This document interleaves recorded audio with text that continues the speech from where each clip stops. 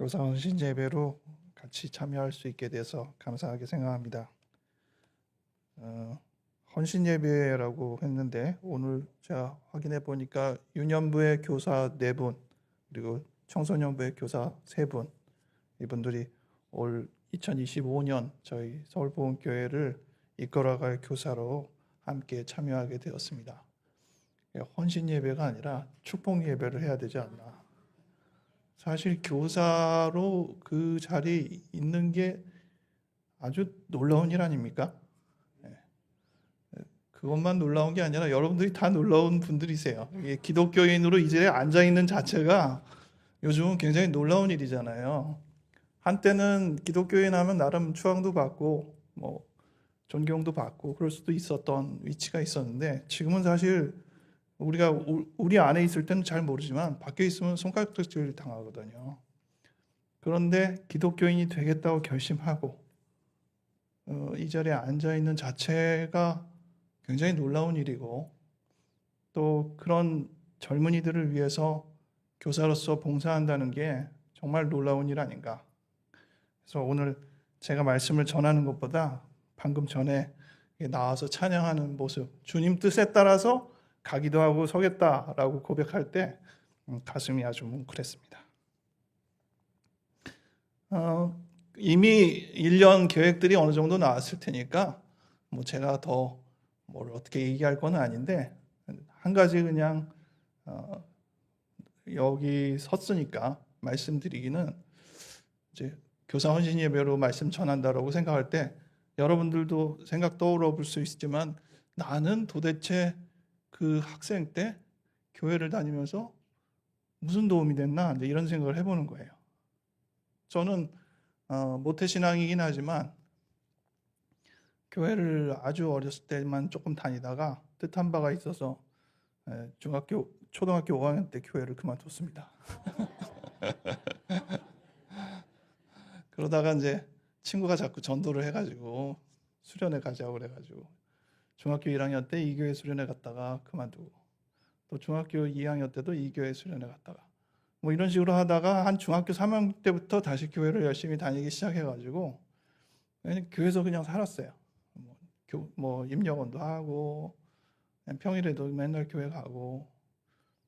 근데 그 교회에서 하는 게 너무 좋긴 좋은데 다들 대학을 잘 못 가요. 그래가지고 아니 좀 본이 되면 좋겠는데 왜 우리 선배들은 다 좋은 대학을 못 가나 그러다가 생각해보니까 저도 잘 못 가겠더라고요. 맨날 교회에서 하니까 공부는 언제 하노 이렇게 생각이 들어서 또 뜻한 바가 있어서 크게 결심을 하고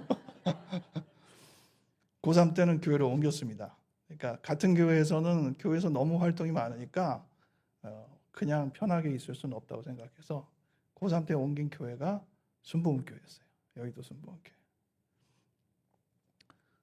그런데 갔는데 문화충격이 많았죠. 처음에 저희 중고등학교, 중학교, 고등학교 다 학생들 합쳐봤자 한 50명 넘으면 꽤 많이 모였다. 뭐 이랬는데 거기는 고3만 1000명이더라고요.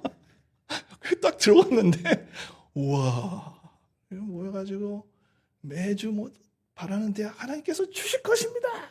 아멘. 통성기도 막 하고 정말 붙는 것 같아요. 막 뜨거워져가지고 그래가지고 1년 열심히 다니다가 결국은 어떻게 해서 제가 연대의대를 합격하게 되었는데 정말 감사한 일이죠. 그 모든 그 과정을 통해서 너는 중고등학교 뭐 유초등부 뭐 경험 속에 얼마나 인상적으로 남아있는 게 있냐라고 생각하니까 또 역설적으로 별로 남는 게 없어요. 그래서 이게 교사로서 한다는 이 활동이 뭘까? 우리가 1년 동안 막 프로그램 정하고 뭐 열심히 하잖아요. 그리고 어떻게 가르치자고 막 열심히 하는데 사실 지나고 보면 그냥 스쳐 지나가고 그냥 토양이 될 뿐이지 어느 한 사건이나 뭐 이런 것들이 뭐 영화 한 장면만큼만 이렇게 분명하게 기억되는 게 많지는 않더라고요. 그래서 정말 우리는 빛과 소금 같은 존재구나. 교사로서 우리가 해야 될 일은 어떻게 보면 뭘 가르칠까 열심히 애쓰기보다 그 한 학생을 관심을 많이 가져야겠다. 그래서 프로그램의 여러 그 계획들을 최소로 줄이고, 그래야 교사도 좀 편하니까. 왜냐하면 교사가 프로그램을 많이 세우고 계획이 많아지면 그거를 생각한 나머지 막상 학생들을 제대로 못 볼 가능성이 있잖아요. 그래서 좀 그런 거는 많이 줄이고 느슨하게 하고, 우리한테 왔던 정말 그 소중한 한 명 한 명이 그 우리가 알지 못하는 어떤 삶을 살고 있는지 이런 것들을 물어보기도 하고 듣기도 하고, 정말 어디서도 들어볼 수 없는 그 친구의 얘기를 들을 수 있는 기회가 좀 얻고, 또 그 친구들이 다른 친구들이랑 교류하면서 배우는 그 경험들, 그것들을 가질 수 있는 교회가 됐으면 좋겠다, 이런 말씀을 드리고 싶었습니다. 오늘 제가 자비로운 교사라고 제목을 정했는데, 이게 오늘 주일 성서 주일 성서 일과라고 있잖아요. 매주 이렇게 본문이 정해져 있거든요. 그래서 3년 주기로 그게 늘 돕니다. 그래서 어떤 분들은 그 주일 성서 일과에 따라서 늘 설교를 하는데, 저도 그렇게 하는 편이거든요. 그래서 이번 주가 이제 성경 네 부분 중에 이 누가복음 6장이 주일 성서 일과 본문이에요. 그래서 오늘 이 교사 헌신 예배로 해서 제가 본문을 새로 선택한 게 아니라, 이 본문 중에 이 교사 헌신 예배와 좀 잘 어울릴 수 있는 본문이 뭘까 할 때 이 누가복음 6장이 잘 맞아서 오늘 여러분과 함께 이 말씀을 나누려고 합니다. 원래는 27절부터 본문인데 읽기가 기니까 35절부터 읽었습니다. 오늘 본문에 가장 익숙한 단어는 원수를 사랑하는 단어죠. 기독교인이 아니라도 잘 아는 단어잖아요. 그만큼이나 기독교 하면, 예수 하면 제일 떠오르는 것이 원수를 사랑하라, 이런 표현인데, 이 표현과 가장 근접한 표현이 제가 보기에는 오늘 핵심 본문으로 정한 36절, 너희 아버지의 자비로움심 같이 너희도 자비로운 자가 되라, 이 본문이라고 생각합니다. 이 본문과 똑같지는 않지만 다소 흡사한 게 31절에 남에게 대접을 받고자 하는 대로 너희도 남을 대접하라, 이런 본문입니다. 이 본문을 가지고 어떤 이는 이게 기독교의 황금률이다, 이렇게 얘기를 하거든요. 우리 교사가 자비로운 교사가 되면 하나님이 우리 한 사람 한 사람을 만나는 것과 동일한 것이 되니까, 그래서 이 자비가 무엇인가 이제 이런 생각을 좀 해보려고요. 그 앞절에 하나님의 자비로우심에 대해서 다른 표현으로 하시기에는 하나님께서는 은혜를 모르는 자, 배은망덕한 자라고 생각해도 되죠. 그리고 악한 자, 그런 자에게도 인자하시다, 이렇게 얘기를 했습니다. 그러니까 우리가 그렇게 하면 되는 거겠죠. 그거를 조금 더 구체적으로 확인할 수 있는 게 37절부터 38절이에요.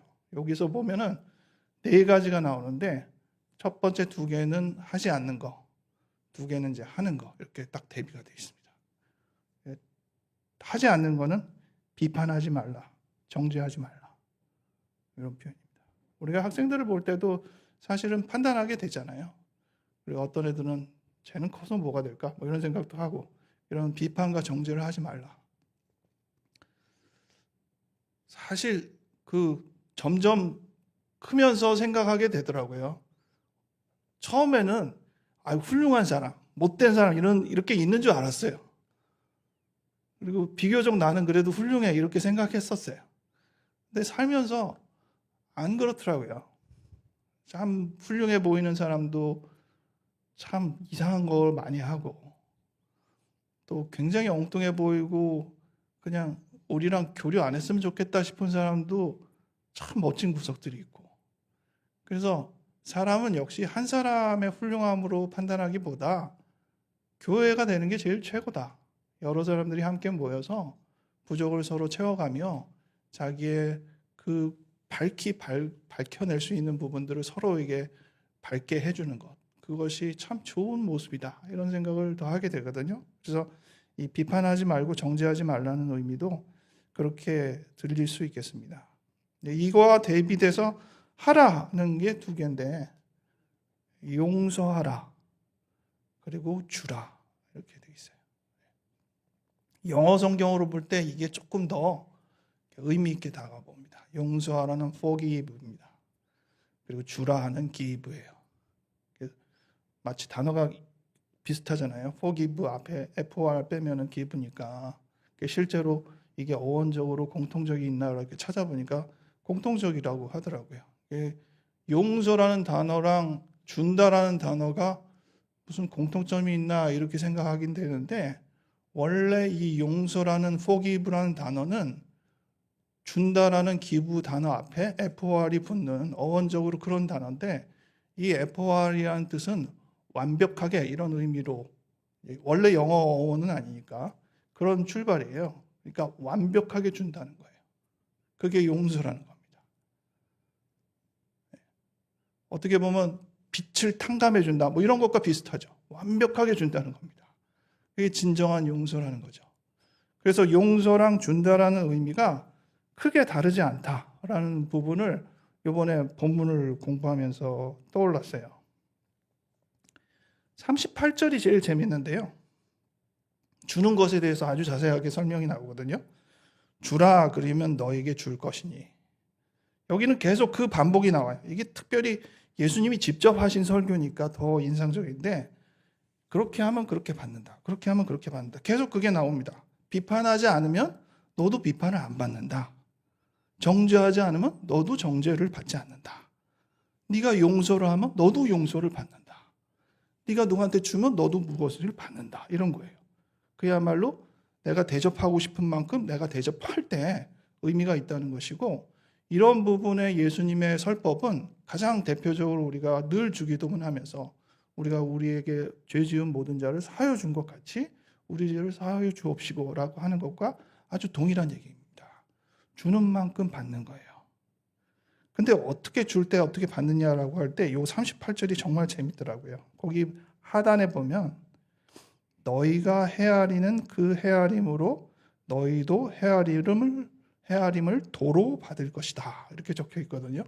이 번역이 조금 특이해서 다른 성경을 참고해 보니까 이 헤아림이라는 표현이 그냥 하나의 용기라고 생각하면 돼요. 우리가 돼 말이라고 있는데 실제로 다른 성경에는 되를 주면 되를 받는다 이렇게 번역이 되어 있습니다. 그러니까 여러분이 작은 컵만큼 주면 컵만큼 받는 거예요. 더 받지는 않아요. 뭐 하나 줬는데 3개 받고 이런 거 아니에요. 근데 그 크기도 똑같아요. 내가 컵만큼 쪼잔하게 주면 쪼잔하게 받는 거예요. 근데 풍성하게 주면 풍성하게 받는 겁니다. 그러니까 작은 컵이 아니라 큰 뭐 항아리 이런 걸로 받으면 좋겠죠. 갑자기 떠오른 단어가 바켓스인데 요즘은 이런 바켓스 하면 모르는 친구 많잖아요. 그럼 더 큰 용기로 주면 더 큰 용기로 받겠죠. 더 큰 용기 생각나는 거 있습니까? 다라이 드럼통. 네. 근데 제가 도라무통이라고 발음을 했어요.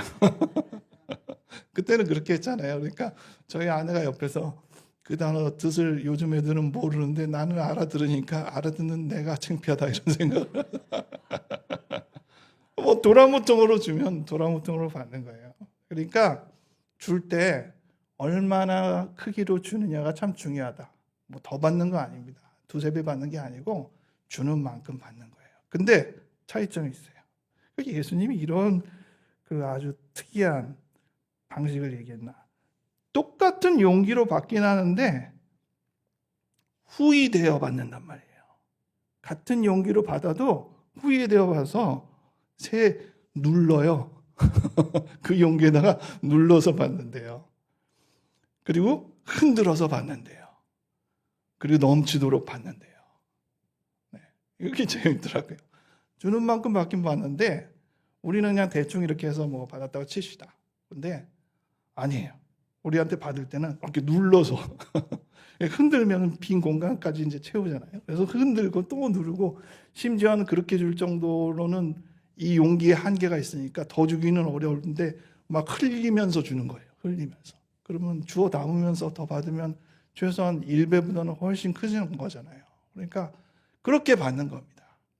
물론 비유 중에는 뭐 몇 배, 뭐 10배, 100배, 1000배 이런 비유도 있지만 이 비유가 아주 적절한 비유가 아닌가. 우리가 주는 만큼 받는 거예요. 그런데 올 때는 이렇게 누르고 흔들고 넘치도록 해서 우리한테 되돌려 받으니까 이거 괜찮은 장사 아닙니까? 네. 근데 한 가지 더 생각한 게 있어요. 내가 누구한테 줬을 때 그 준 사람이 그거를 다시 되돌려 준다면 그 사람이 그만큼 그거를 누르고 흔들고 넘치도록 주기가 좀 어려워요. 특히 나보다 좀 어렵고 힘든 사람한테, 또 교사로서 내가 가르치는 학생들한테 뭔가를 준다고 한다면 그 사람이 나한테 되돌려 줄 때 그만큼 뭐 누르고 흔들며 이렇게 넘치도록 받기는 어렵잖아요. 근데 예수님의 말씀은 다 주는 쪽이랑 받는 쪽이 반대예요. 내가 다른 사람한테 그만큼 주면 하나님이 나한테 그렇게 준다는 거예요. 이게 굉장히 중요합니다. 내가 사람들한테 도라무통으로 주던 바켓으로 주던 다라이도 주던 주는 만큼 그 그릇의 크기만큼 누가 주느냐? 하나님이 주시는 거예요. 이거는 뭐 굳이 하나님 생각하지 않아도 우리 인간관계에서도 그래요. 내가 조금 어려운 사람한테 뭐 좀 도와줬어요. 그랬더니 그걸 보고 나보다 훨씬 돈도 많고 뭐 여러 가지 있는 사람이 그 사람한테 그만큼 봉사를 했구나. 어유 고맙네. 내가 대신 그거 좀 줄게 하면서 이 사람 입장에서는 사실 뭐 그 정도 주는 거야 뭐 별것도 아니까 내가 이 정도는 더 쳐서 줄게 하고 이렇게 주는 게 아주 일반적인 일이잖아요. 그러니까 어떤 사람은 계산할 때 너무 요령이 있어서 그럴 수는 있긴 하겠지만 그걸 오히려 전략으로 삼아요. 그래가지고 내가 이 사람한테 줬으니까 더 높은 사람한테 돈을 받는데 결과적으로 그러면 훨씬 이득이 있으니까 야 이거 괜찮은데 이렇게 생각한단 말이에요. 근데 똑같습니다. 우리가 사람들한테 베풀 때 그만큼 한다면 그것을 이 세상을 만드신 이가 우리한테 제공을 하는데 당연히 그보다 훨씬 더 크게 받지 않겠어요. 그런데 예수님은 거기에서 그렇다고 뭐 2배, 3배, 10배 이런 표현을 안 하시고 그 헤아림만큼 받는다. 대신 거기에 눌러 흔들어 넘치도록 주신다. 이런 표현이 어떻게 보면 예수님의 위트가 아닌가 그런 생각이 듭니다. 말씀을 정리하겠습니다. 여러분들 교사 헌신 예배로 오늘 참여했는데 여러분들 모두가 다 하나님의 자녀로서 이 자리에 있는 것만으로도 굉장히 큰 축복이고 헌신이라고 생각을 합니다. 동시에 또 우리 교사들은 직접 그 아이들을 양육하기 위해서 헌신하였으니 우리가 그들을 위해서 정말 기도해주고 그들이 피곤하지 않도록 특히 이제 신체적으로나 심리적으로나 경제적으로나 어려움이 없도록 그들이 갖고 있는 계획들 이런 것들이 잘 이루어질 수 있도록 기도해 주시기 바랍니다. 그러면 그들이 우리가 주는 거예요. 그들이 학생들한테 주는 만큼 우리도 그 교사들한테 우리가 주는 거잖아요. 기도에 그 제공을 하는 겁니다. 그렇게 해서 서로가 서로에게 계속 주고 하다 보면 정말로 많은 풍성한 열매들이 맺힐 것이라고 생각합니다. 기도하겠습니다. 하나님 아버지, 이 땅에 태어나 한순간 살다 가는 것인데 우리가 무엇을 하고 가야 하리까? 우리가 전혀 알지 못했던 저 한 사람을 위해서 조금이라도 더 사랑하고 인내하고 자비를 베푸는 것, 그것이 우리가 하고 가야 할 일 아닌가 싶습니다. 올해 그 일들을 하기 위해서 결심하고 나선 7분의 교사를 주님께서 특별히 축복하여 주시고 그 걸음걸음을 이끌어 주시옵소서. 또 그들을 후원하고 기도하고 늘 물신양면으로 도와주는 서울본교회 모든 식구들이 한마음이 될 수 있도록 주님 이끌어 주시옵소서. 감사드렸고 예수님 이름으로 기도하였습니다.